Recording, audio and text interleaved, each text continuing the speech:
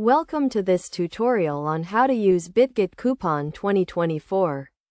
A comprehensive guide that will walk you through the process step by step. First, you need to understand what Bitget is.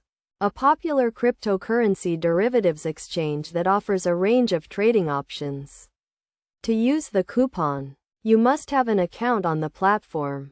So if you don't have one, create it by providing the required information and verifying your email address. Once you have your account, log in and navigate to the coupon section, usually found in the account or promotion tab. Here you will see a list of available coupons, including the one you want to use. Click on the coupon to view its details, including the discount amount, expiration date, and applicable products. Make sure to read the terms and conditions carefully to understand how to use the coupon and what restrictions apply. To apply the coupon, go to the trading page and select the product you want to trade. Enter the amount you want to trade and click on the coupon icon, usually located next to the trading button. Select the coupon you want to use from the list and confirm that you want to apply it.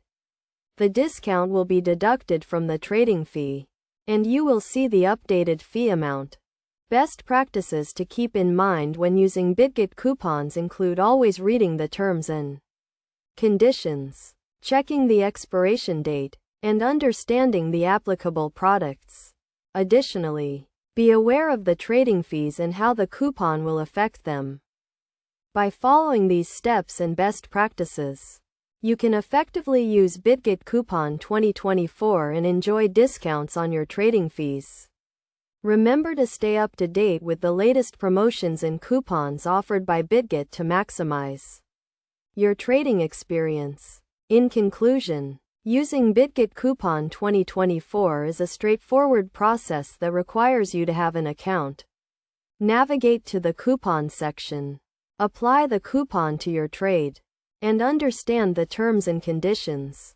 By doing so, you can reduce your trading fees and enhance your overall trading experience on the platform.